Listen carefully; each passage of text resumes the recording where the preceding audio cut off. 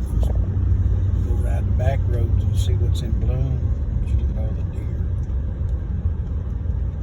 I could get my phone out earlier. I passed a bunch of turkeys like this a while ago. Beautiful time of year. I think it's March the 29th, 2023, Middle Tennessee. I think it's supposed to be 67, 68 today for high. It might be 69, I can't remember.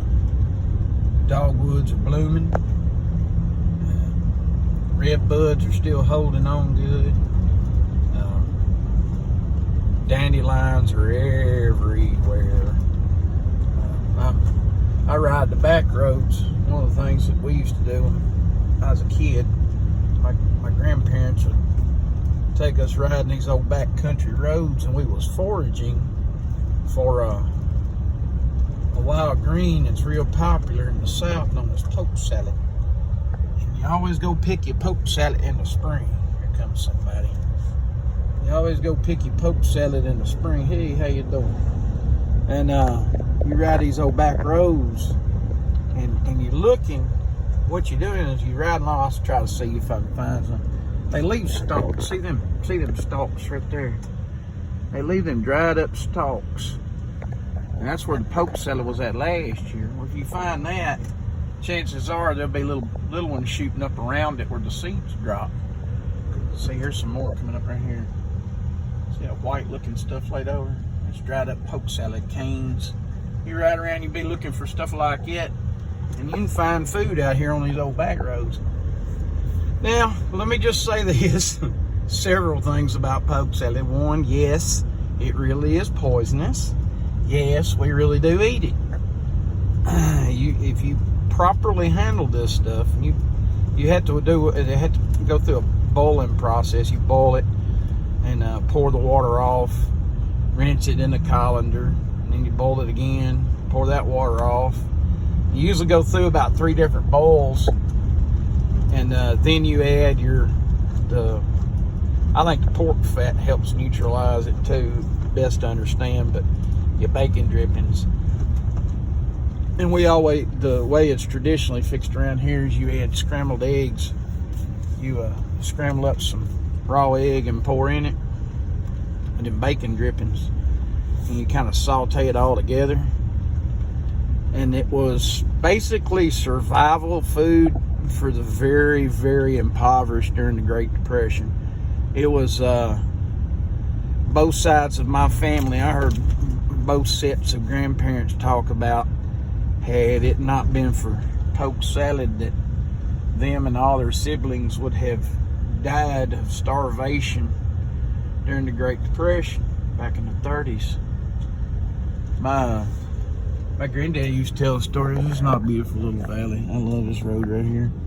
My granddad told me a story about, he said he had gone, it was 3 days, he said he hadn't had nothing to eat. He said, now, it wasn't, there's stuff in there in the cabinets, and he just couldn't find nothing I wanted. He said it was legitimately like 3 days that he didn't eat. And his mother, she was a widow. His dad passed when he was about 7 or 8.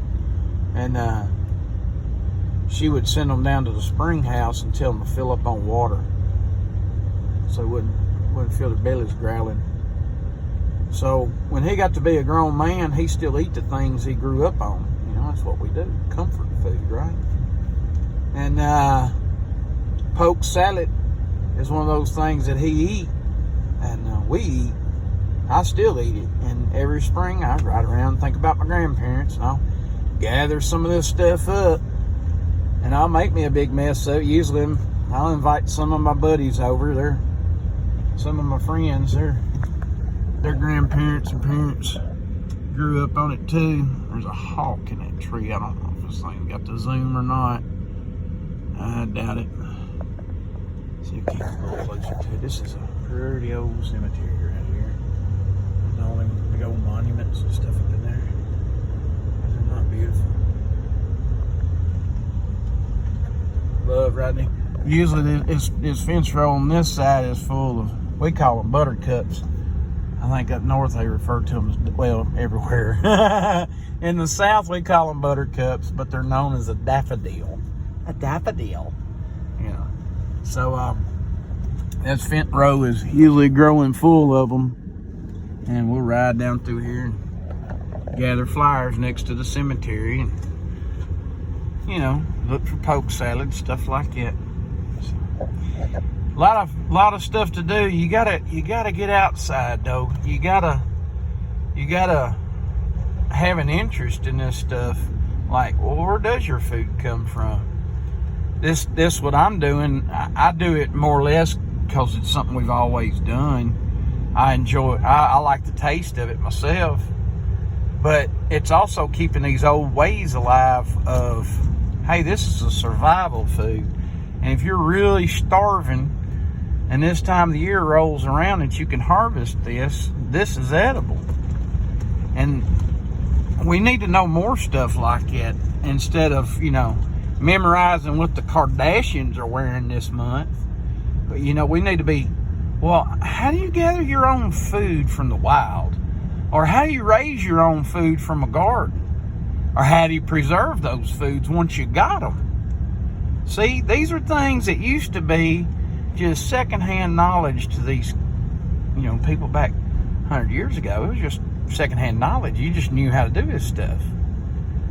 Now we're so used to 24/7 access to, you know, Walmart. You can go to Walmart anytime you want to, day or night, buy whatever you want. Go to Kroger's 24 hours a day, buy what you want. And we live in a land where we live in a land of plenty. But what if that all of a sudden, you know, the truck stopped rolling for a week? What would you do? That is a red maple still in bloom, sweet Lord in heaven. It is like March 28th. Look at that. Wow. This is why you got to get out and look. This is why you got to get out and look. So, if I see anything else interesting, I just want to share it with you about the poke salad. If I see anything else interesting, I'll add it on the end of this. Video. I'm just out riding, enjoying my morning. You know what I mean? Just enjoying my day.